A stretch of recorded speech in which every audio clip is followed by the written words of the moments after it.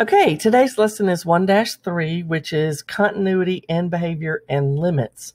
We're doing half of this lesson, and half of that is mainly continuity and limits, which take up a lot, so the rest of it will be on the second part of this video.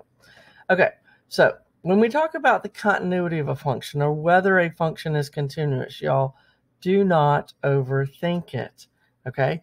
The main thing about it is if you can trace the graph without lifting up your pencil, then you know that the function is continuous.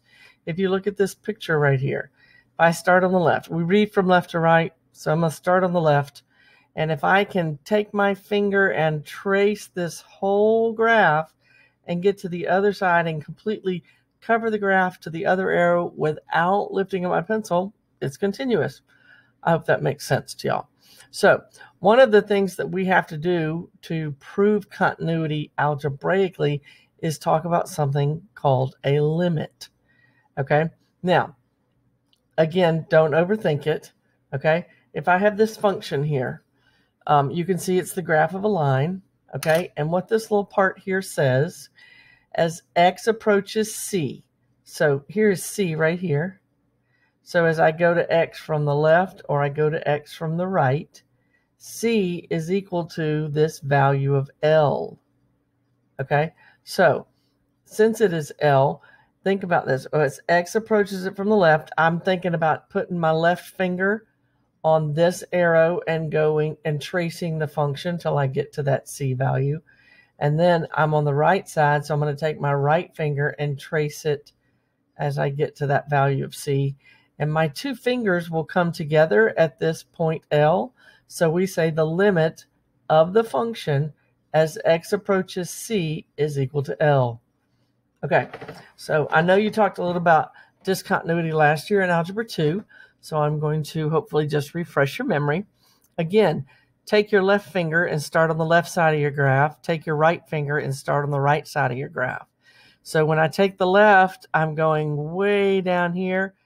And that number is, of course, way down there is negative infinity. And if I start at the right and I go all the way up, then that number is positive infinity. So this is an example of infinite discontinuity. Okay? If I go to this graph and I take my left finger and I go all the way to this point, I take my right finger and go all the way to this point. They don't meet. So I don't have a limit. My function is clearly not continuous, but I could jump to get from one point to another. So this is called jump discontinuity. And this last example, again, starting on the left side with my left finger and at the same time the right side with my right finger, my two fingers will come together, but there's a hole in my graph because they have actually removed a piece of it. So it's called removable discontinuity. Okay? So our continuity test that you have to prove a function, okay, and it involves 3 steps. And I'm going to do it first by using a graph, and then most of what you're going to have to do is without a graph, but I'm hoping this will help you understand what we're doing. So if I just drew a graph here, then I wanted to know if the function was continuous at x equal to 4. So here's 4 right here on my graph. Okay, the first step that I have to figure out is whether or not f of c exists. So what is f of c? In other words, what is f of 4? Well, f of 4, if I look on my graph, there's a dot up here at 6, so f of 4 is equal to 6. So my function exists at that point. Well, the next thing I have to do is determine whether the limit exists. So if I took my left finger and started on the left side of my graph, and my right finger started on the right side of my graph, my two fingers would come together right here at this point. So I'm going to say that the limit of the function as x approaches 4 is equal to 2. Okay? So does the function exist? Does the limit exist? And the key is, does the limit equal the function? Well, clearly 6 does not equal 2, so we say that this function is not continuous. So we're going to do this same thing, but what makes it a little bit challenging is that we don't have a graph to do that, and we're going to actually do it with tables. So I'm going to show you how to do that, but otherwise same 3 steps every time we do it. Okay? Here's another example. This is the one I'm going to do for you, and show you how to use class calc. Okay, so hopefully you all have downloaded that onto your smartphones, or you can open up another tab on your Chromebook, however you're looking at this. So we want to determine whether the function f of x equals 2x squared minus 3x minus 1 is continuous at x equal to 2. And we have to justify using the continuity test. Again, 3 steps. Does the function exist at at 2, at x equal to 2? So what is f of 2? Well, y'all know I'm going to plug in 2 everywhere I see an x, and I put it in parentheses to be safe. And f of 2 is equal to 1, so yes, the function does exist at f equal to 2. Now, does the limit exist? Okay, so this is where you're going to be using a table feature on your calculator. Again, I'm going to show you how to use it on class calc. If you have a scientific calculator that has a table button, I'll be happy to show that to you, probably easiest in person. But because I can't get that on a picture of it on my video. So anyway, so most importantly, when you're doing these tables, this middle number right here is always whatever your x value, your c, x equal to c, so that's my 2. And if you put it horizontally like this, even though the calculator always gives it to us vertically, but if you do it horizontally, you can kind of think of a number line. These numbers are to the left, they're smaller. These numbers are to the right, they're bigger than this middle number.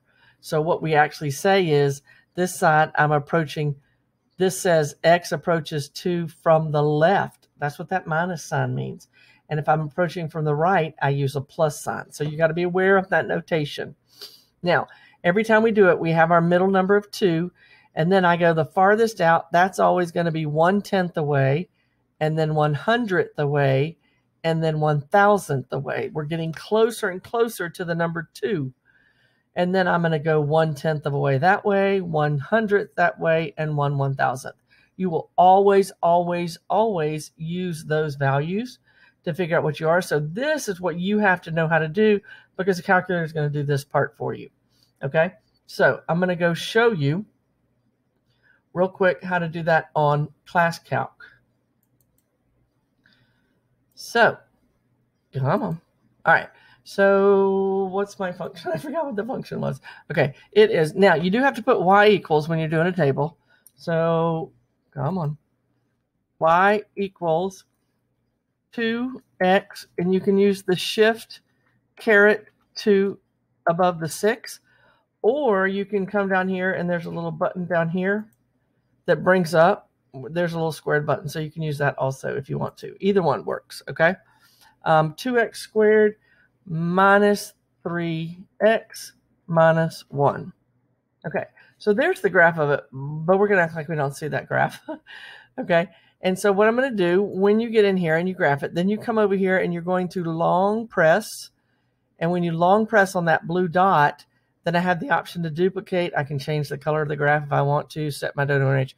I'm going to duplicate this to another line, and then I'm going to long press again, and I'm going to table convert.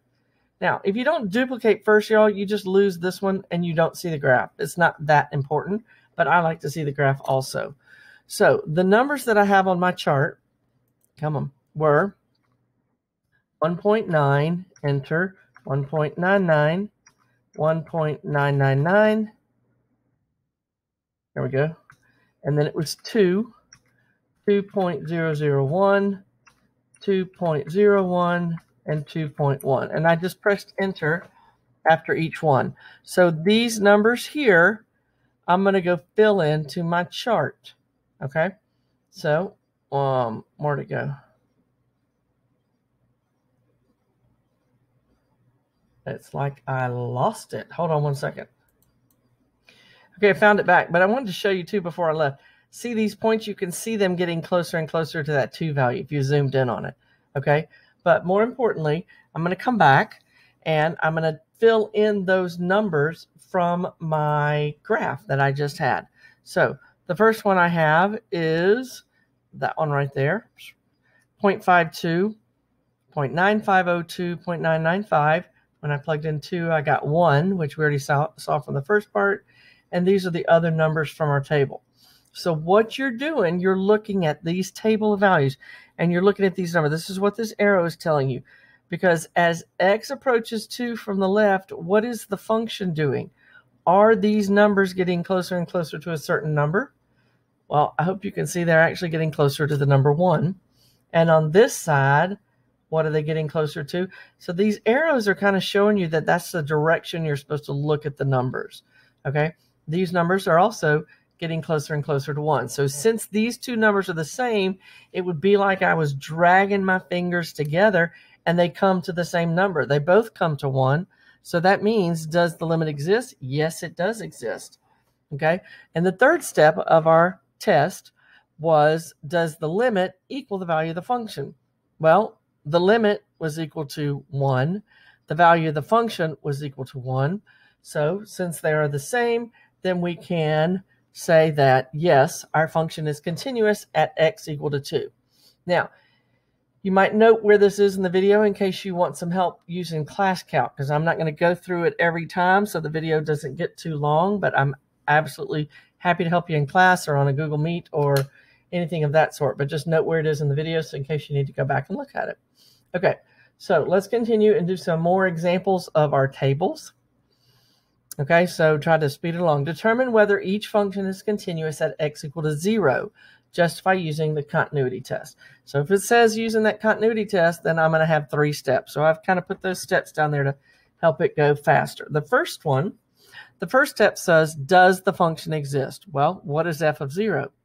F of 0, if I plug that in, I get 0, so I'm good. The next one says, does the limit exist? So I'm looking for the limit of the function as x approaches 0. Okay, remember this top row is the hardest for you to plug in. So I'm plugging in the middle one is going to be 0, whatever I plugged in, you know, what my x is approaching here or what I plugged in right there. So I have x equal to 0. Then I go 1/10 to the left, which is going to be negative 0.1, and then negative 0.01, negative 0.001. 1/10 to the right, and then 1/100th, and then 1/1000th. So you put all those and you get your table of values, and these are the numbers you get. Now, remember, this side is on the left, so this is as x approaches 0 from the left. This is as x approaches 0 from the right. But I'm looking at the numbers as they go towards the middle. So are these numbers getting closer and closer to a number?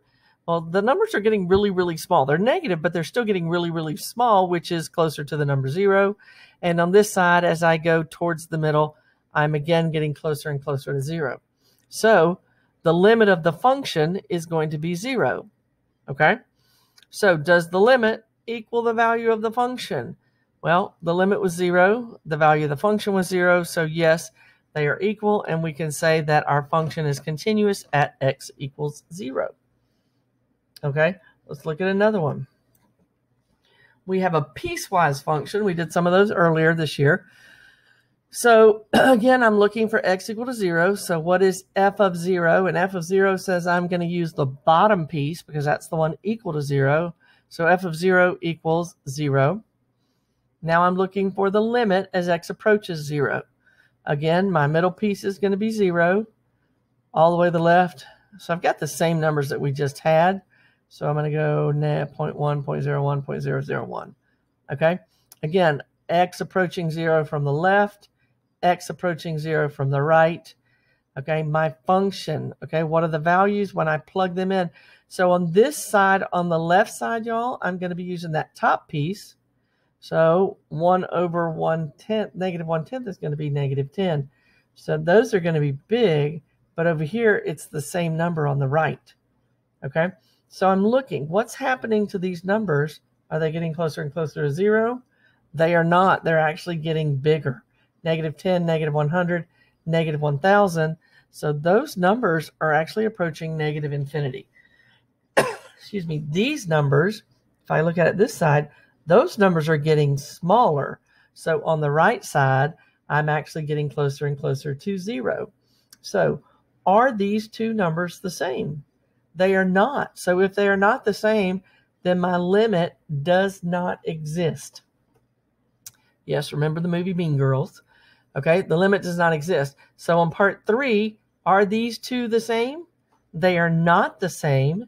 And since they are not the same, then I know my function is not continuous. Okay, now, see if I can show you this. This is a little summary, and I kind of want to show you in case you have any trouble. I'm going to do it going forward, because now when we do this problem, we have to actually determine what type of discontinuity we have between infinite, jump, or removable. So I made this little chart to try to help you distinguish. So when you look at it, first off, if I want to know a function is continuous at C, if you think about, let me go back up for a second. Look at these 3 numbers. Those are the important numbers I'm talking about. And they kind of form a triangle on this side. See this? So if you think about those numbers in a triangle, okay, when all 3 of those numbers are the same, then I know my function is continuous. Okay, but when they're not all the same, okay, then they're going to have some discontinuity. So how are you going to know what kind of discontinuity you have? Well, what was that first one we had? Let's see. The first one was continuous because all 3 of these numbers were the same. These are not. I actually have one of them being infinity. So if I have one of them being infinity, then I'm going to have infinite continuity. It doesn't matter if both of them, it's the fact that one of them does. So that's why the example that we just had above. Okay. The other kind you might have that value of the function is a certain number, but when you look at your limit, so these 2 at the bottom are your limit values, and those 2 were the same, but this one was different. That's removable. And the last one would be that all 3 numbers are the same. And any 2 of these could be the same, but it's the fact that these 2 are both numbers. They're not infinite, but they're different numbers, and that's when you're going to have jump discontinuity. So hopefully that's a good little visual to help you remember what kind of discontinuity we have. So let's look at this function. F of x equals 3x minus 2 if x is greater than negative 3. It equals 2 minus x if x is less than or equal to negative 3. And they want us to determine if it is continuous at x equals negative 3. So my first step is, does the function exist at this point? So f of negative 3 means I'm going to use the bottom part because that's where it's equal to negative 3. And 2 minus negative 3 is 5. Now I got to go determine if the limit exists. So the limit as x approaches negative 3, so I'm going to put negative 3 in the middle.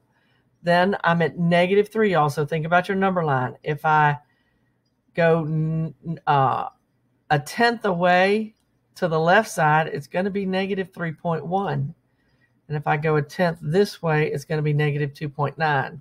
And then you can fill in with your hundredths and your thousandths. Okay? You put the table into ClassCalc or the function into ClassCalc to get your numbers, and you're looking on the left side. So as x approaches negative 3 from the left, these numbers are getting closer and closer to 5. As x approaches negative 3 from the right side, those numbers are actually getting closer and closer to, well, sorry about that. Left off my little, that's hilarious.